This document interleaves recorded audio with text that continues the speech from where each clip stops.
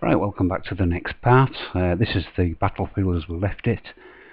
The Union are still winning by 2 units to 1, they've destroyed 2 of the Confederate units as opposed to 1 Union unit destroyed by the rebels. So we'll move now on to turn 12 and show you what happens there.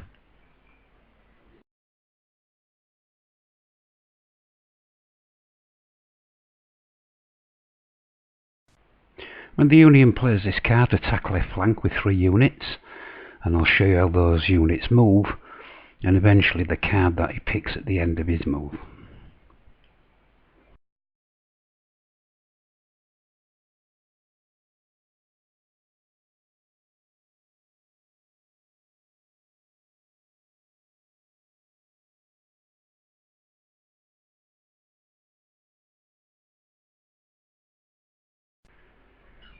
General Jackson, aware of this Union build-up on his right flank, decides he's got to do something. So his 2 infantry units, he's moving them and firing because they'll become in range of one of the Union infantry regiments. So I'll show you the movements and where they fire. They get to fire 2 dice for the range, and they throw 2 infantry tokens, which means 2 casualties on the Union infantry. Salvo 4 becomes strength 2. Now the second unit can advance 1, and it too will throw an attack against the same Union infantry, but he'll only get 1 dice because he's 1 hex further away. And with his 1 dice, he too throws an infantry, so that Union regiment is now reduced to a strength of 1. So that was a pretty good move for the Confederates, and they end up drawing this card at the end.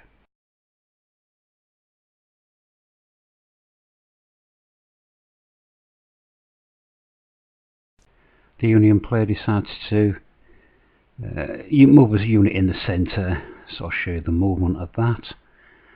At the end of this turn, because he can choose 2 cards and keep 1, he picked these 2 cards, and I thought that the better one is probably the reconning force, so we keep that one.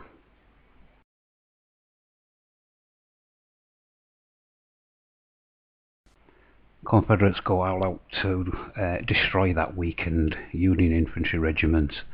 The artillery decides to take a shot. At this range he'll get to throw 2 battle dice against this reduced infantry regiment, and with his roll he throws a sabre and an infantry, which is more than enough. So our weakened Union infantry regiment will be removed from the board and be placed at the Confederate side, which now makes the scores 2-2 in this battle. And remember, it's the first side that removes 6 of the enemy units. There he is, placed alongside on the Confederate side of the board, and the Confederates draw this card at the end of the turn.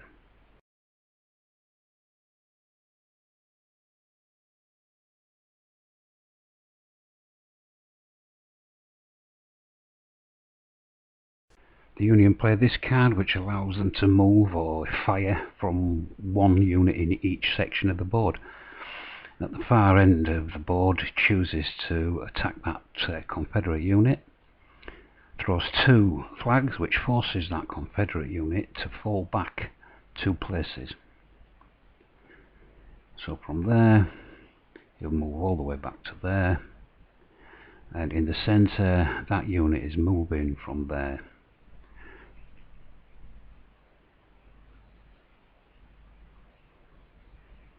to there, and he's bringing up this weakened unit, and he's moving that up as well. So he's done a little bit of movement, a bit of housekeeping to keep the things going, and here's his new card. The rebels play this card and decide to move just 1 infantry unit on the far right from there to its new location. They also manage to, they're allowed to pick up 2 cards and discard 1, so they pick up these 2 cards and the one with obviously the more smooth 6 as opposed to 3 is the one which they keep, and that brings this turn to an end. The Union don't have a lot of movement cards, so they play the short supply, which means they can force one of the Confederate units to fall back to the last hex on their side of the board, and they're going to pick this artillery unit, which is a pain, so they're going to get rid of it and make it move to the rear of the board. Not to be outdone, the rebels play this card, which acts as a duplicate of the card played by the enemy. So they're going to do exactly the same thing. They're going to force this artillery unit right to the back of the board, get him off that hill. That should please Jeb Stuart, and finally they draw this card.